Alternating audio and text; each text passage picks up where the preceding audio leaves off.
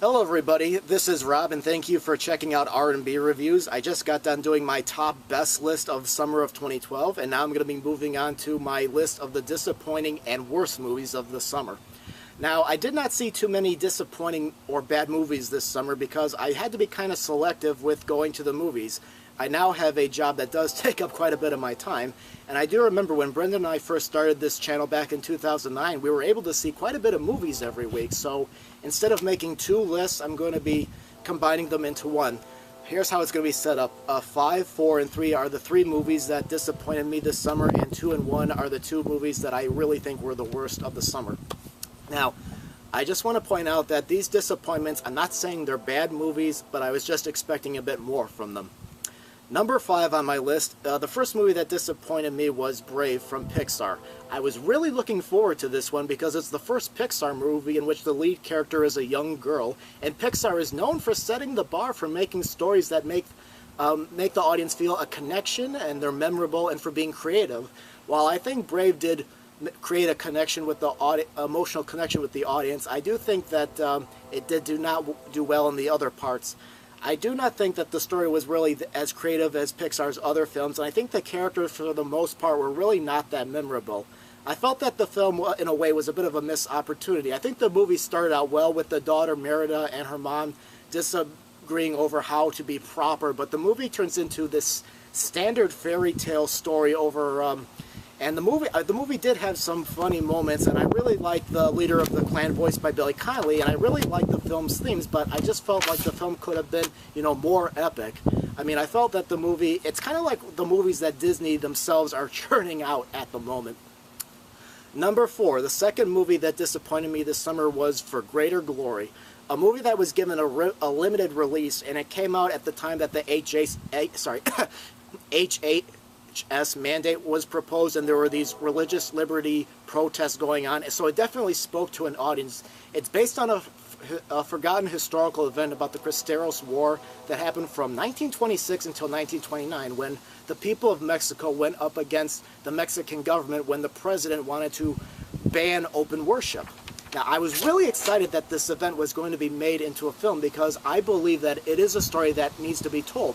But the problem with the story is that it should have been done as a mini-series or even a cable show for one season, because there's so much that happened during this time period that's really, hard to get, and so many characters to focus on, that it's really hard to get it together for just a couple-hour movie. It's really hard to focus on all of them. Andy Garcia is one of the characters. He gives a terrific performance as an atheistic general who does believe that the people have the right to practice their faiths. And what the film should have done was, perhaps focus maybe on him. Or there's another character, a boy who ran away from home when one of his priests, his parish priest, was taken out into the street and shot by his soldiers, and then he ran off and joined the Cristero Wars. Maybe, focus on him. Focus on one character and develop them, because it's really hard to get to know or even care about the characters because they often get pushed to the side. And I think the Cristeros War does deserve to be known, but after being buried in obscurity for so long, but I felt like the film just didn't do this event justice. Number 3, the movie that probably disappointed me the most this summer was Dark Shadows, directed by Tim Burton and starring Johnny Depp. Now, like I said in my original review, I'm not an expert on Dark Shadows, but I have seen some episodes of the original TV show. I also saw the original film, The House of Dark Shadows, which featured most of the original TV cast, and my mom is a very die-hard fan of the show. She grew up watching it, so she definitely is. She could tell you the whole mythology like the back of her hand. So when I found out that there was going to be a movie made about Dark Shadows, I was really excited about it, and I really held hope for this movie, even when the trailers made it look like it was going to be a comedy. And in the end, the Collins family was very funny and dysfunctional, and I really liked the vampire Barnabas Collins, his backstory, as well as the beginning of the film. But the problem with Dark Shadows was, it feels like it's overstuffed with the greatest hits of the popular storylines from the old TV show, causing the film to feel kind of crammed, and that characters and storylines are either shoved off to the side or just forgotten about. We have, Barnabas Collins' tragic backstory. We have Dr. Julia Hoffman, played by Helena Bonham Carter, discovering Barnabas is a vampire and trying to help him. You've got Victoria Winters, the governess, coming in. You have David Collins' personal problems. I mean, what Tim Burton and producer Johnny Depp should have done was they should have selected maybe one main story and maybe one, perhaps two subplots to go along with it.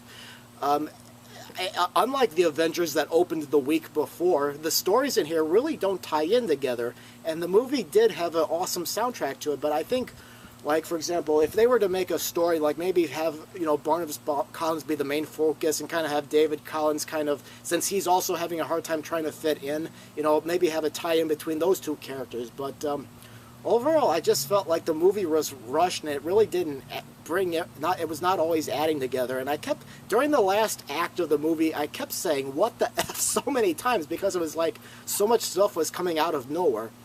And also, what I liked about the original Barnabas Collins from the TV show, played by Jonathan Frid, was that he looked like a normal human being, and he was able to move around in public, and nobody was suspicious. But Johnny Depp is given white, pasty makeup, and it makes him look obvious that he is a vampire. I do think Burton and Depp did have affection for the movie, the source material for this movie, but I just think they may have tried too hard to include everything from it.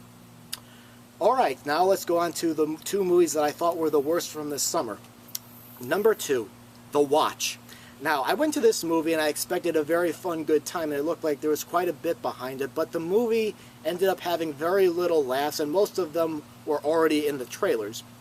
The movie is full of moments where funny ideas are just not thought out, and sometimes it's like the filmmakers pointed their camera on Ben Stiller and Vince Vaughn, thinking everything that was going to come out of their mouth would be comedy gold.